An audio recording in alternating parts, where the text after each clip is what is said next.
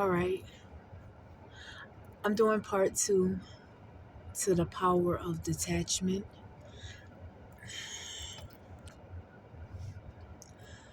Part one ended hella abruptly. I wasn't expecting that. And I was getting real personal. I'm going to get very personal right now about the power of detachment. See, the younger version of myself, I told you our metonic cycle lasts for 19 years, so that's almost 2 decades. So, 2 decades ago, I used to have fear of losing things, losing people, losing friends, losing relationships. I'm over here coughing to get some tea. Losing jobs, losing things like actual possessions. And what the Buddha, what he was trying to teach. And please believe I'm not trying to convert anybody to Buddhism. I am not Buddhist. I believe in the all spirit. I'm a shaman. I have shamanistic energy. Okay? So I believe in all spirit. All spirit. I believe in all spirit. All spirit. I believe in all spirit. And what one expression of spirit was trying to let us know is that when you are attached to things, the things that you are attached to, they have power over you. Let me talk about the younger version of me. The younger version of me stayed in situations for longer than what I should have due to fear of losing it because I was attached. You understand what I'm saying? And it's detachment that grants you freedom. You don't believe me? Whatever it is that you have right now that you're afraid of losing, imagine what your life would be like if you had no fear of losing it, that very thing. Picture it in your mind's eye. What is it you're afraid of losing? That really isn't helping you anyway. If I'm being all the way 100 with it, all the way honest with it. You see, if you were willing to let that go and to move forward anyway, if you had the faith in your ability to have the resilience, the power, and the resolve to carry on anyway, what different choices would you make? What different decisions would you make? The younger version of myself, I stayed in situations, I told y'all, longer than what I should have. But eventually, it got to be so much that even I had to say, okay, enough. And the thing is, I just brought something to give you guys a visual. I just watched the movie. I just came out the movie theater. Hold on. Let me unwrap something for you guys. I happened to see this and I was like, oh, this is exactly what it is I'm talking about. It's a little bit dark now. Can y'all see this hourglass? Hold on, let me take this price tag off. Um, okay, hold on. I don't want the video to cut off again. Hold on.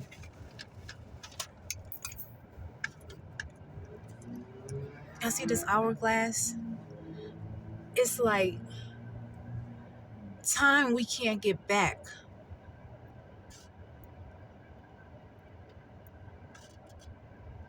There are so many things that are like distractions. I put it like that.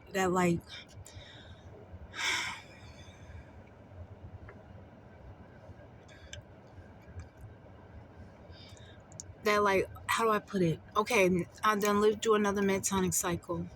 The things I was concerned about 19 years ago, I promise you, they're not even a thought in my mind right now, 19 years later. And I bet it's probably the same for you. Whatever it is that you feel so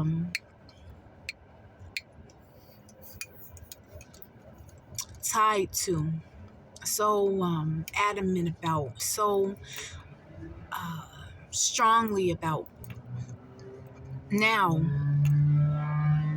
in another year, another decade, another 2 decades, it won't even be a thought in your mind. What the Buddha was trying to teach is that's what causes suffering.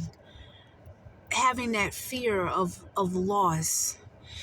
And the only way you can have a fear of losing anything is by having that attachment to it. And I know this is probably easier said than done until you experiment with it. Because I don't wish this on anybody, but there may come a point in your life, it may come a time where you may have to cut your losses and move on. It may come a time where that is the best possible solution, is to move forward. And the reason why I had to document this is to let y'all know that this too shall pass. That's the summarize. That's the mantra. This too shall pass. I feel strongly about this. I had to make sure I documented this. This is my personal month number 9. I just had a solar return. I'm getting ready to start a new cycle, and I just want y'all to know that this too shall pass. I'm still alive. I'm still living. I done seen a few metonic cycles. I know I still look youthful. And I've probably seen a few lifetimes too. And I'm telling you, this too shall pass. I just want you to have faith that you're going to make it. I want you to have faith that you can begin anew. I want you to have faith that whatever you think you may be losing, you have the power and the ability, as long as you have life in your body and you still have your spirit, your soul,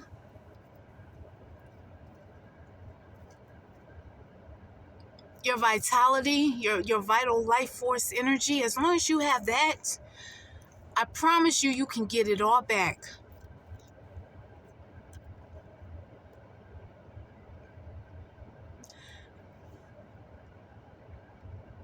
You have to take your power back. You take your power back by not having those attachments. You got to detach. That's a power in and of itself. I hope this is making sense. I kind of wish the video didn't cut off because I was already in that line of thought, and I wanted to make sure that I came back full circle and closed it out.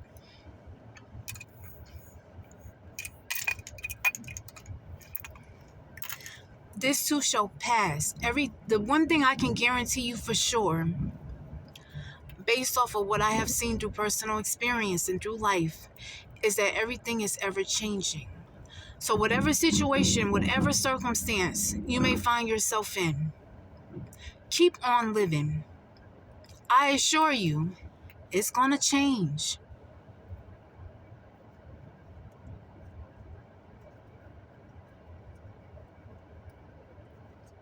I assure you, it's a freedom. It's like you just gotta experiment with it. Whatever is holding you back, whatever you're afraid of losing, if you're afraid of moving, but you know it's time for you to make a change, and you're afraid to leave because this town, whatever you are, is all you ever known.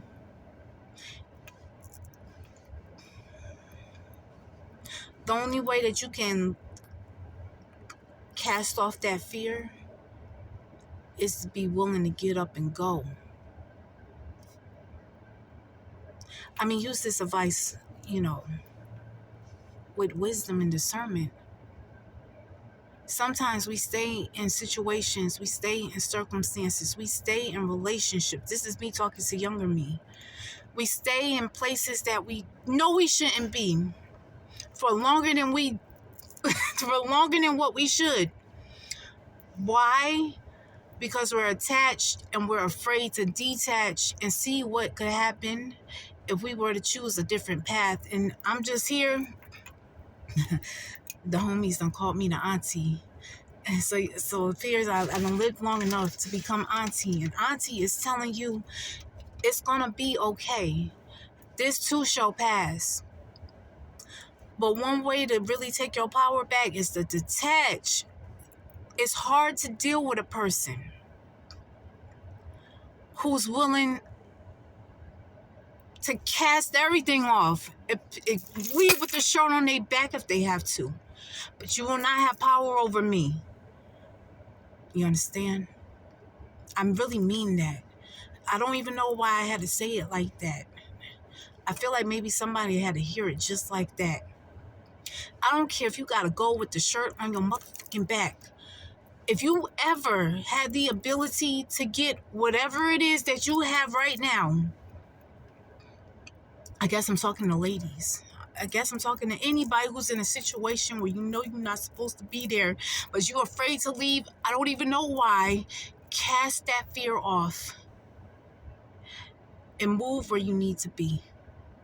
Don't let another day, another minute, another hour, another year go by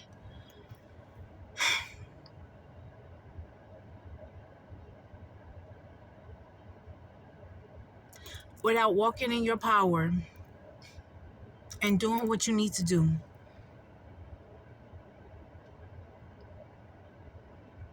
For you, that's the power of detachment. The power of detachment. Being willing to walk away when that makes the most logical sense.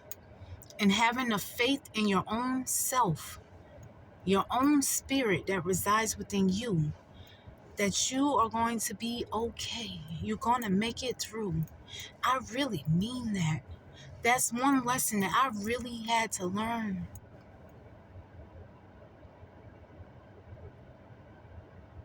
Sometimes that is the answer.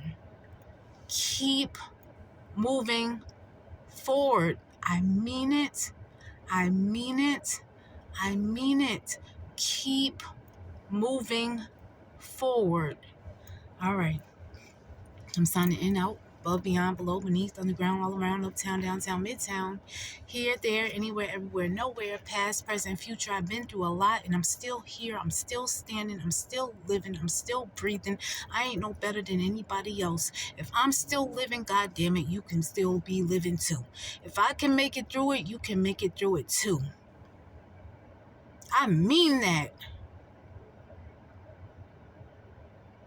Detach. Don't let any outside entity have any power over you. You take back your own power. All of it. All of it. Take your own power back. Out.